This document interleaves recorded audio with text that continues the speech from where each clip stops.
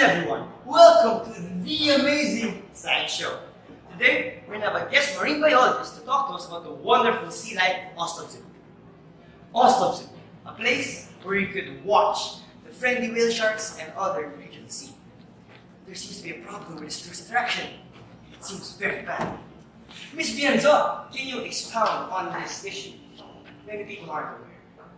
Oh, good afternoon. You see, as much as whale sharks attract a lot of attention in the wonderful place of Oslob, it's actually really bad. A 2015 report on Oslob by the local conservation organization, Large Marine Vertebrates Project Philippines, found that feeding a long-living migratory species, such as whale sharks, may have negative consequences for the whole maritime ecosystem. Actually, whale sharks are a migratory species, and they aren't supposed to stay in one site for prolonged periods of time. Some consequences of these are: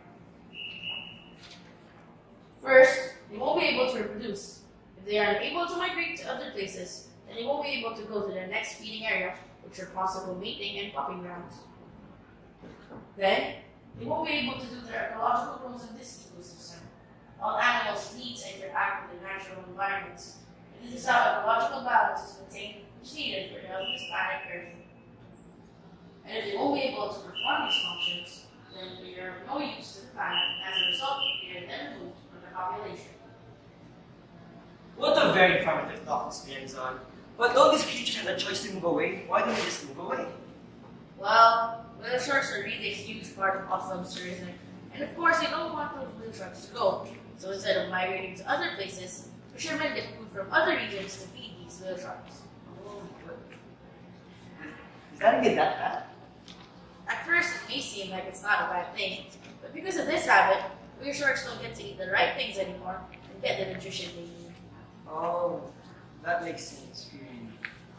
Before we continue, we'll be right back. Trivia break! Did you know that as of 2013, the longest recorded stay for whale sharks in Oslo is Mr. Bean, who had stayed for 392 days. These events really affect their migratory patterns, you know? Welcome back. You know, I never knew such a simple action as watching them swim could really affect this one. This really has to stop. Yeah, that's right, Sid. As much as possible, let's help spread the news about this. And please, don't swim with the whale sharks.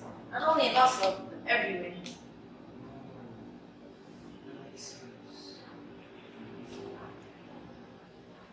Actually, a lot of reports show us that fishing vessels hurt these sea creatures.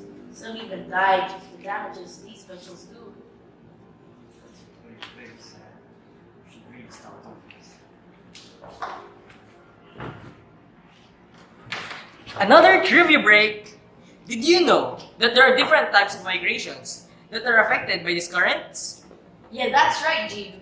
There are actually two types of migrations: vertical and horizontal migration. So first of all, what's horizontal migration? How is it even affected by ocean currents? Horizontal migration is defined as a nomadic pattern characterized by regular movement over a large area in search of grass, also called plains migration. For example, it's like when some planktons move along an ocean current. Oh, but what about vertical migration? Well, that's simple. Vertical migration refers to the vertical movement along the water column in response to ontogenic, seasonal, and daily changes, and the most important type of vertical migration is yellow. So, what's the difference though between these two? Ontogenic migration is dependent on the organism's life stage, sex, and biological rhythm. Oh yeah, and seasonal migration's general patterns, such as the zooplankton, are higher up the water column, from late winter or early spring to late summer or early fall, and lower in the water column, from late summer or early fall to late winter or early spring.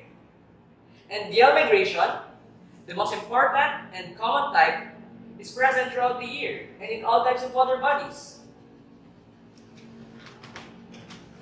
Thanks to you, and we're back. Today's discussion was very informative, guys. And you guys know what to do this time. And this ends the episode of The Amazing Science Show. Thank you very much.